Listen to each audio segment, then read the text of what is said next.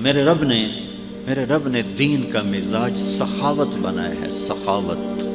سخاوت کہاں تک انسان کو نفع دیتی ہے. سامری کا نام تو آپ سب مرد عورتوں نے سنا ہوگا، جس نے وہ بچھڑا بنایا اور اس کی پوجا پہ بنو اسرائیل کو لگا دیا. جب موسیٰ علیہ السلام کو طور سے واپس آئے تو 70,000 آدمی بچھڑے کے سامنے سجدے میں پڑے تھے. تو اللہ تعالیٰ نے کہا موسیٰ ان کی سزا یہ ہے، ان سب کو قتل کیا جائے. تو قتل کیا گیا. موسیٰ علیہ السلام رنجیدہ ہوئے کہ میری اتنی امت قتل ہو گئی. تو اللہ تعالیٰ نے جنت کا دروازہ کھول دیا. کہا یہ دیکھ تیرے سارے بندے جنت میں مزے کر رہے ہیں. تو موسیٰ علیہ السلام نے کہا سامری پکڑو. سامری مسلمان بھی نہیں، منافق، اور 70,000 کی بت پرستی کا سبب ہے. تو موسیٰ علیہ السلام نے فرمایا قتل کرو. تو جبریل آ گیا کہ یا رسول یا موسیٰ، اللہ تعالیٰ فرما رہے ہیں اسے قتل نہ کرو، اسے چھوڑ دو، یہ اپنی موت آپ مرے گا، اسے اپنی موت آپ مرنے دو. تو موسیٰ علیہ السلام نے کہا یا اللہ، جو سب کے کفر کا ذریعہ بنا، آپ اس کے سفارشی کیوں بن گئے؟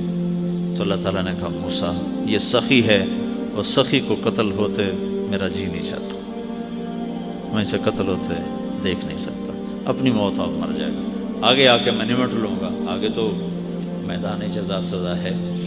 تو سخاوت ایک منافق کو بھی قتل سے بچا کے چلی گئی ہے. تو سود سراسر ظلم و ستم کی بنیاد پر ہے. سود کی بنیاد سراسر ظلم و ستم. اور مجھے ڈاکٹر صاحب کی زبانی ہی پتہ چلا کہ گلی گلی میں لوگ سود پہ پیسے دیتے. ہمارے ملک کے ڈوبنے کا سبب سیاستدان نہیں ہے، معذرت کے ساتھ. سارے اخبار بھرے پڑے ہیں، پیپل پارٹی نے یہ کر دیا، کاف لیگ نے یہ کر دیا، نون لیگ نے یہ کر دیا. نہیں، ہم سب مجرم ہیں. ہم سب کے اجتماعی گناہوں نے اس ملک کو ڈبویا ہے. حکمران تو چند ہیں، ان کے بگاڑ سے بنو امیہ بھی بگڑے ہوئے حکمران تھے، لیکن اللہ کی رحمتیں، برکتیں، فتوحات کے دروازے کھلے ہوئے تھے. بنو عباس بھی بگڑے ہوئے حکمران تھے، لیکن ان کے ہوتے ہوئے بھی فتوحات کے دروازے کھلے ہوئے تھے کہ عوام الناس سب اللہ کی ماننے والے تھے، اور سب اللہ کے فرما بردار تھے. 18 کروڑ انسانوں میں اس قدر نافرمانی پھیل چکی ہے کہ حکمرانوں کا گلہ کرنا یہ ظلم ہے. ہمیں اپنا گلہ کرنا چاہیے کہ گھر گھر میں جو ماں کو ذلیل کیا جاتا ہے. میرے نبی سے پوچھا گیا یا رسول اللہ قیامت کب آئے گی؟ کب آئے گی؟ آپ نے فرمایا اللہ کو پتہ ہے کب آئے گی. کہ یا رسول اللہ کوئی نشانی بتلا دیں. تو آپ نے فرمایا جب ماؤں کو ذلیل کیا جائے گا تو قیامت آ جائے گی.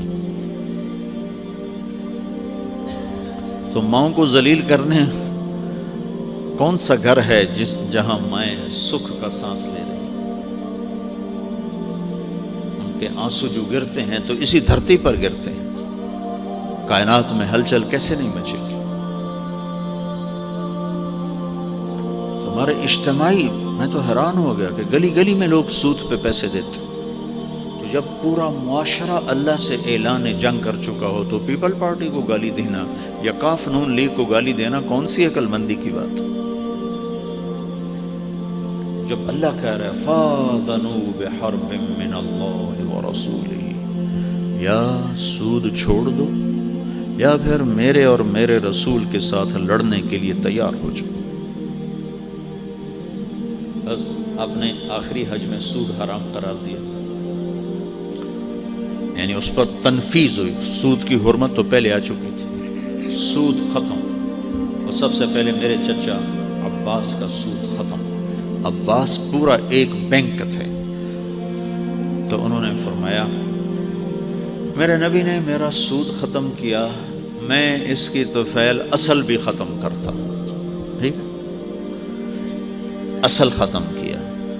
اس سخاوت قربانی پر اللہ تعالیٰ نے ان کی اولاد کو 132 ہجری سے لے کر 656 ہجری تک کوئی 520-30 سال ان کی اولاد کو حکومت دی. اور مورخین علماء لکھتے ہیں کہ عباس کے مال کی قربانی پر اللہ نے عباس کی اولاد کو یہ حکومت عطا فرمائی۔